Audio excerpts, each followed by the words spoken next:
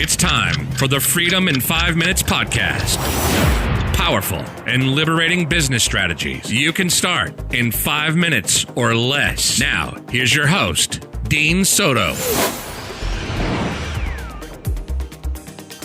Hey, this is Dean Soto, founder of FreedomIn5Minutes.com and ProSulum.com. And we're here again with another Freedom in 5 Minutes podcast episode. Today's topic is this: how to hire better employees so you can grow your business. That and more coming up. Oh, good evening, good evening. Wow, it is a beautiful night out here. Got stars and everything is just crisp and clean. And so not too long ago, we had a big, huge fire at Big Creek, and we actually had to, my family evacuated, and luckily the fire it only came in within a few miles of our house. I want to say it was like 7 miles away from our house, maybe less. But it was scary. It's the first time I was like, holy moly, I think we might lose our house. So that kind of sucked. Anyway, so this podcast, I want to talk to you about something that's near and dear to my heart, something that I felt a lot of pain about for a long time, and that is how to hire better employees for your business. So back when I first started hiring people overseas, I literally had no idea what I was doing. This is back when Elance and Odesk was around, and they eventually merged into Upwork. But, I had read The 4-Hour Work Week by Tim Ferriss, and I was just totally pumped. I was pumped. I'm like, yes, I'm going to hire guys to start doing everything that I want done. And it's going to be a dream, right? They're going to do all the things that I don't want to do. And even if I don't know how to do something, I'll tell them how to do it. And then everything will be absolutely wonderful, right? Well, no. So the first person I hired was a girl by the name of Tazeen, and she was in India. It's Tazeen, Tazeen, and she was awesome. She did everything that I asked of her, and I was so excited. She was awesome until I realized I did not have much work for her. I hired her for 40 hours a week, and I did not even have 2 hours worth of work. And I've quickly realized, oh crap, I need to figure out what do I want them to actually do, what I want her to do. So I had her creating some spreadsheets for stuff that I was doing at my full-time job. I had her scheduling me appointments for personal stuff, and I was just giving her a whole bunch of tasks, and she would listen, and she would do them, and sometimes she would do them well, sometimes she would do them not so well because I didn't give her instructions, but I found that things were not as it seemed. And things were not as great as I thought they were going to be. And so as time went on, I found that there were numerous other problems that I would run into. So some of those problems were, of course, not having enough work. The other problems would be hiring someone. That's the very first thing was, biggest problem. I was to say that these are the big three problems, right? The first was not having enough work. I had all this stuff on my mind that I was doing and not having enough work for them. Now, there's two things with this. One was I probably did actually have work for them, but I did not know how to communicate it to them, and I did not know, I didn't know, I was still confusing skills versus process, right? This is before I learned how to create systems and how to create processes and everything like that. So a lot of the stuff that I wanted them to do, or a lot of the stuff that I was doing myself, I didn't realize that I could actually give it to them. I could give it to them and they can do it, but I had to give it to them in a step-by-step process, which we'll talk about later, right? I've noticed I've been saying right a lot. I got to stop saying that. So the big problem was, one of the biggest problems was that I honestly did not know what to give them. Here is one of the biggest things that has shifted with that, is that when you're part of the problem with that is that, like, when you hire somebody to do one specific thing, if that one specific thing doesn't have a lot of time, doesn't take a lot of time or whatever, then that person becomes kind of useless, right? And so when you're hiring for that very specialized position, or you're hiring a copywriter for copywriting, or a marketer for marketing, or hiring an admin just for admin stuff, you typically will run into that problem. Well, the second problem I was facing was people would look good on paper, but then when I hired them, they would stink. They would absolutely suck, right? So I had this. So my very first hiring process was, I would ask for their resume. I'd go onto Elance, Odask, anywhere else that I can find. I'd ask for their resume. Their resume would look absolutely amazing. It would look good. Like, this person would just seem like the cream of the crop, right? Of course, there were some resumes that you would get where you're like, no, that's horrible. But a lot of the times you're looking at it going, wow, this person has a lot of experience, and they're really, the way that they've communicated on their resume is really good communication. That's exactly what I need, right? Well, I would then have them come into an interview, a Skype interview. It would just be a back and forth Skype interview on chat, and then I would move them to a voice interview. Well, the chat interview would go one of two ways. One, it would be either good, and they'd chat really, really well. They'd have good grammar. Everything looked hunky-dory. And they looked like they were a good candidate to continue further. The second thing that would happen is it would actually be the opposite. They would not be that great as far as communicating. Their grammar would be, you'd have these little times, these little instances where their grammar wouldn't be quite what I expected, and I'd cut them right then and there, right? But the one who passed the chat would then go to the interview, and the interview would do all right. They'd either pass the verbal interview or they fail the verbal interview, and then I would hire them if they passed. Well, I would say 9 times out of 10, when I did that, what would happen is the first week would be very, very rough. I would give a task. And they'd try and do it, but the task wouldn't be up to par. It wouldn't be what I asked them to do, or there would be something wrong with it. And then the next week would continue along that route until either I ended up firing them, or they quit because it was just so bad.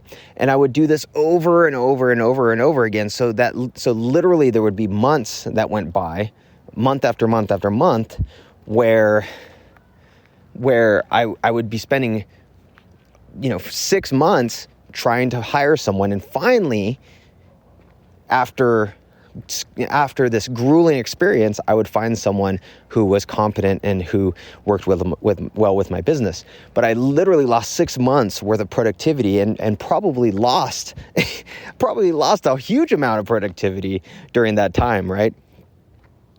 And so really the second biggest problem is everyone exaggerates on paper.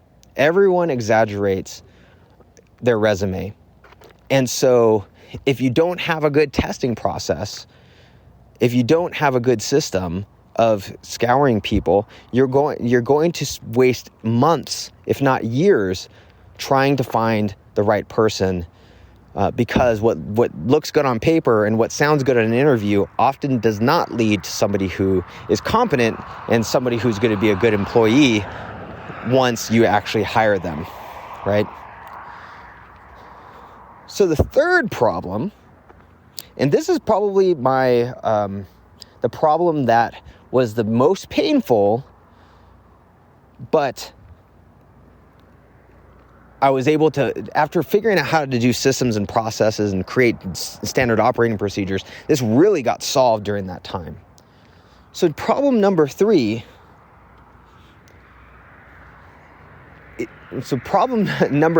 sorry, I got distracted by a car that was coming. So problem number 3 is finding people who are good at many things rather than one thing. I'm a bit of a contrarian. There's a book out there called Rework, which I completely agree with most, like I would say 99% of the things. And in that book, it talks about not hiring specialists, hire good writers.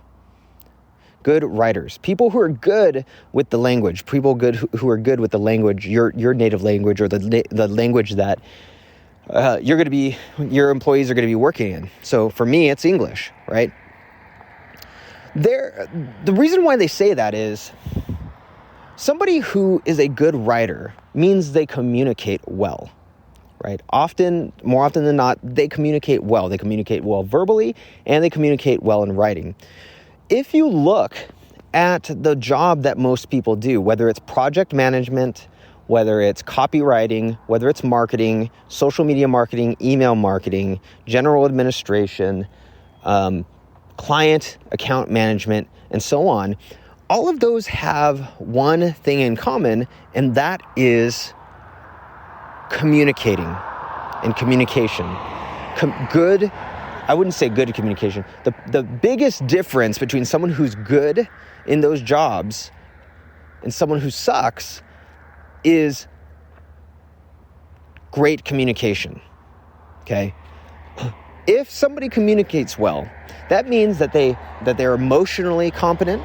They can feel the emotions of the people who they are working with, or people who are working under them, people who are working above them, and so on and so forth. They are able to see, when they see problems occurring, they're able to resolve problems much more easily because they can communicate in a very empathetic way or empathic way, in a way that's very emotionally accepting for other people, right? They are able to see, when they do see a problem, they're able to solve it, and they know when to ask questions rather than when to ask questions and when to solve things themselves. A lot of the times they're problem solvers just by nature, because in writing, when you're looking at words, you're looking at problems, right? You're looking at how can I convey this sentence, this thing that I want to explain to somebody. How can I solve this problem of grammar and structure and word usage? How can I do that so that the other person will understand me? So it's constant problem solving, right?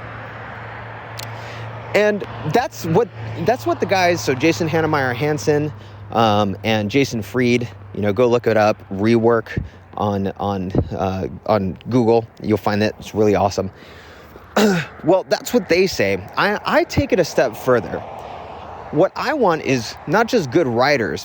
I want people who could not only pass the communication and writing standpoint, I want people who can pass it with flying colors and who could solve problems with flying colors. And the way that I do that, and the way that my team does it, and my team has made it even harder than what I originally had, is that we have a tiered process. We have a tiered process for hiring people. It's a system that everybody has to go through. Every single VSA, every single virtual systems architect that we have at Prosulum has to go through this system. This is why out of 200 people that go through our system, only 1 or 2 people are able to pass and become a virtual systems architect. It's almost like a certification course because it's crazy. It's crazy what they have to go through. So a tiered system that is made to filter out people. So at the top of our funnel, at the top of our tier, So here's, so just so you know what section this is, by the way, out of the three big things that you should know about hiring people. Actually, what's the 3 problems? I don't know. I'm not used to this structure, by the way, of podcasting quite yet. I'm so used to more of the story structure. So anyway, just bear with me. So the biggest problem before was everyone looks good on paper, right? So that was problem number 3.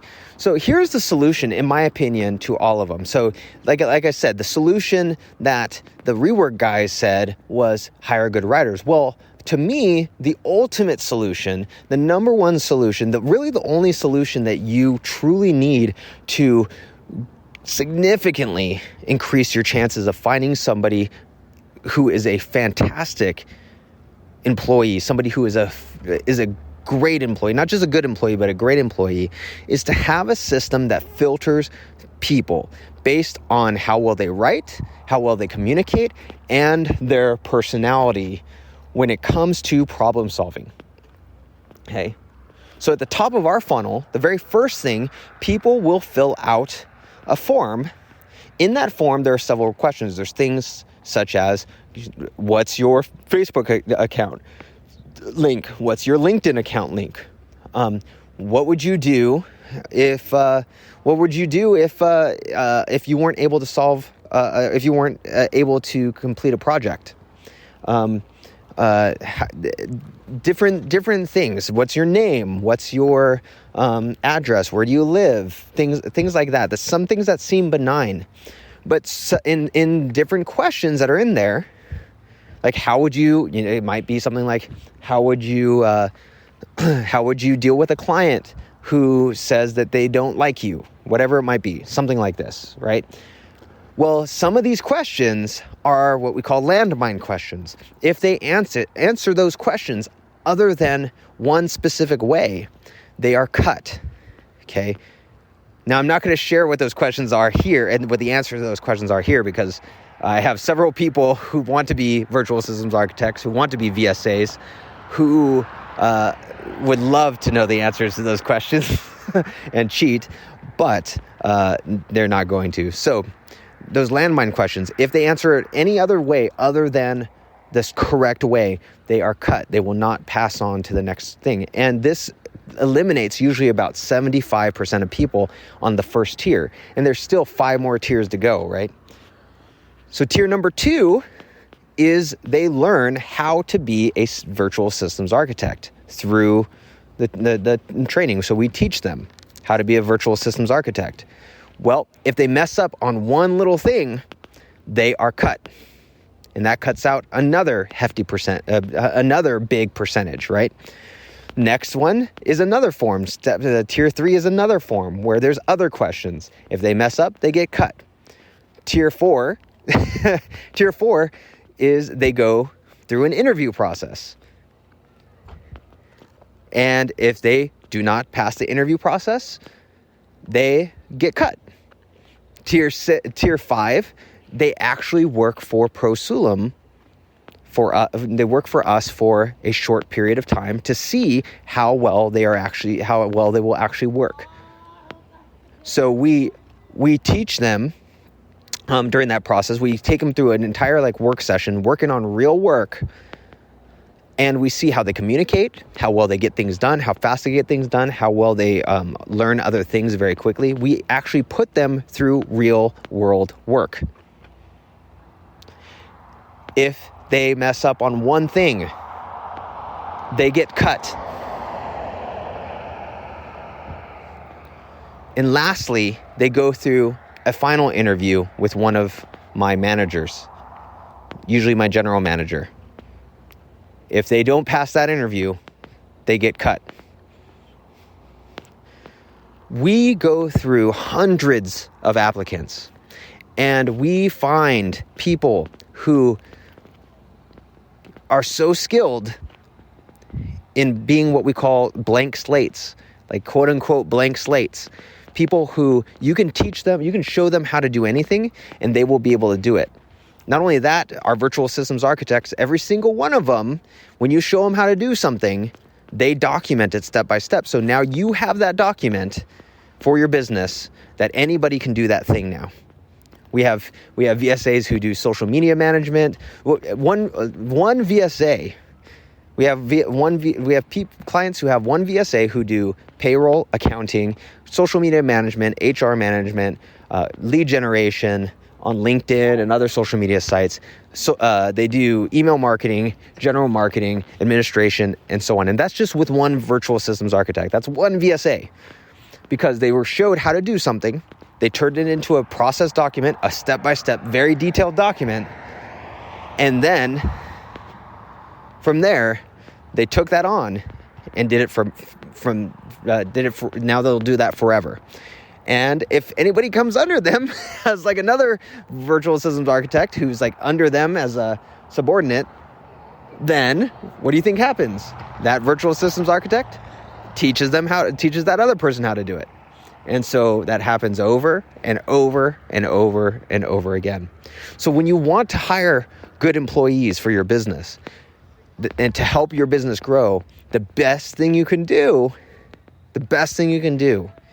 is to have a grueling system that filters people out over the long term with various different challenges.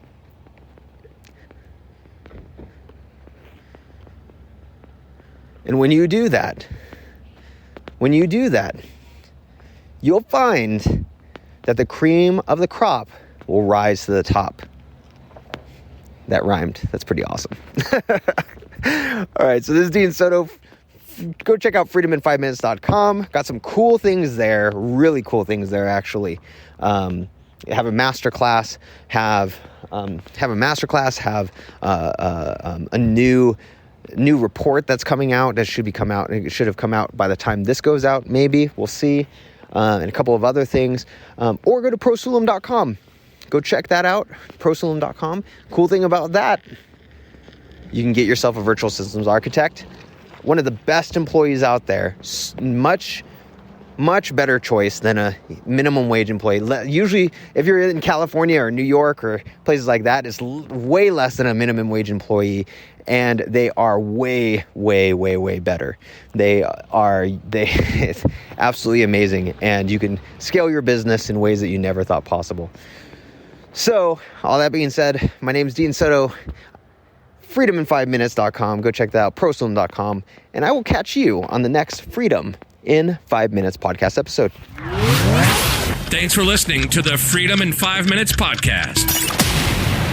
Now, head over to www.freedomin5minutes.com and register for our free masterclass and discover how to start systemizing and automating your entire business 5 minutes at a time.